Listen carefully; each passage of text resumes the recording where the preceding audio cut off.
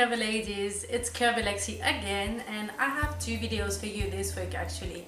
You know why? Because Christmas is coming and I'm gonna be away for the next 10 days.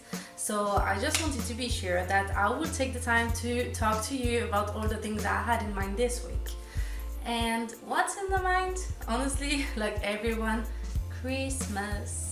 Christmas is coming. I'm so happy. I'm so excited. I've always loved Christmas. I'm totally the type of girl to go to every Christmas market possible, and I'm so looking forward to spend my time with my friends, my family, and obviously my lovely husband.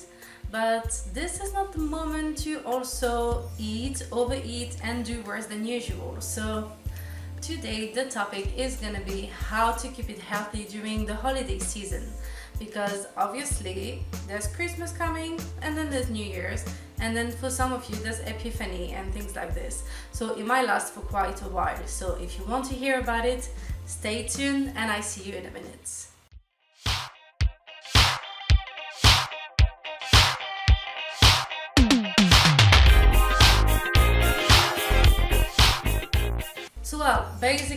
Yes, the topic today is how to keep it healthy over the festive season. The festive season is starting from now on, and probably for some of you it did start already, because we have Christmas party from the company, or at work gathering, or all the friends who want to meet you before going away on holiday, like it's happening for example for us in London. Most of us are foreigners living in the country, so we end up having like 1, 2, 3, 5 meals before the Christmas season, and before we start the real Christmas meal we already overeaten, so that's not great. And then depending on your families, some people do just only the 24th in the evening, some people do 25th, and sometimes both, and in mine we do both. So definitely double food, and then New Year's food, and then lots of January food depending on the country's tradition that you may have. So let's talk through that.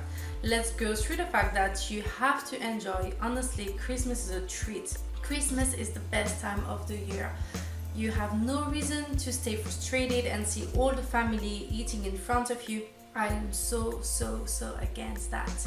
But however, I do have a point on the fact that it's not also a reason to abuse. So these are a few tips that I like to give you, just to be sure that you can enjoy, but at the same time don't overdo, and be sure that after you spend the next 3 months trying to lose that little extra fat that you will take here and there. So, and you know we don't need that. So my first advice is honestly being honest with your family and friends beforehand. Ask them to avoid to offer you hundreds of chocolate boxes and food and things that you definitely don't need.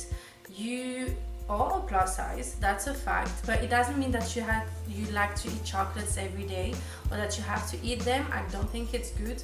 So plan ahead. If someone is asking you, I don't know how your family is doing, but mine is always doing it, like, what do you want for Christmas?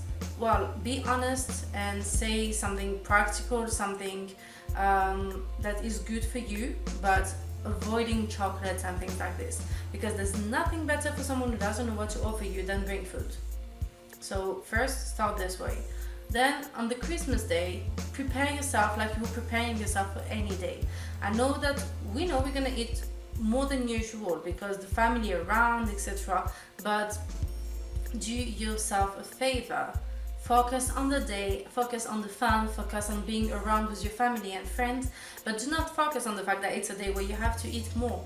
Start with a breakfast, even if you know that for lunch is going to be bigger, because if you arrive at lunch with an empty stomach, you obviously are going to overeat, because you would not do what you do normally, which means having at least a small breakfast.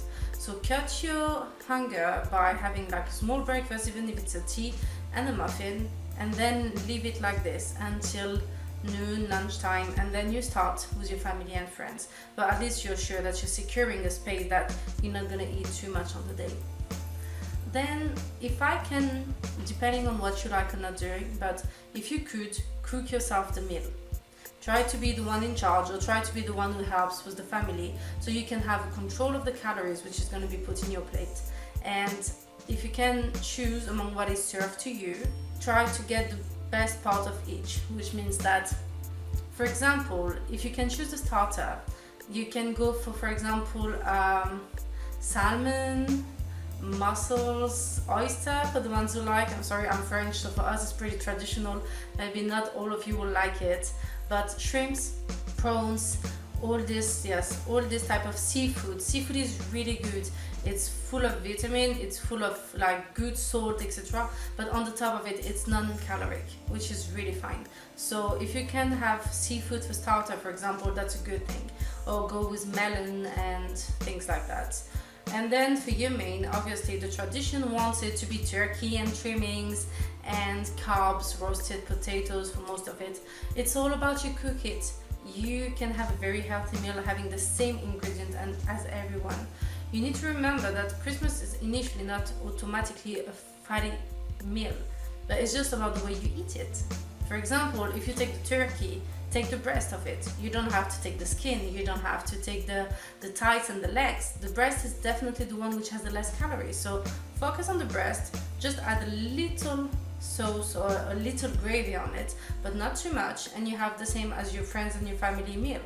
The potatoes, don't cook them in fat, cook them in olive oil. It's just as good, but twice less calories. Focus on the veg. There's always a lot of veg like beans and sprouts and all the carrots, for example, for the ones who do traditional Christmas at least. Go on that, like fill up the plate more with vegetables instead of filling up with carbs. I think it's much better for yourself. Most of the time they are at least steamed, so keep it this way. For the dessert, try to do your homemade cake for Christmas. Try to focus on the fruits that go with it, or the nuts, for example. I know that some people do the whole thing with like the tangerines and the nuts, the dry fruits. Dry fruits and nuts are really good actually, so focus on those. But I think that's a little habit here and there that you have to take during the day, and really try to focus on just everything around you. Just don't think that your plate is all that matters. Enjoy some laugh with your aunt, some little moments with your grandma, some little cooking tips by your cousin, everything that you can have around, or looking at the kids. I think that's the best. Most time is looking at the joys on the children's face on that day, but don't focus on the fact that it's time to eat and that's the moment, because obviously Christmas is a meal, but it's also about the whole atmosphere, which makes it so much nicer than just the meal itself. And then for the last one, don't drink too much. I know it's hard to say it because lots of people like to celebrate with alcohol, but it's also part of the big things that make you put on weight. Alcohol is very bad for that.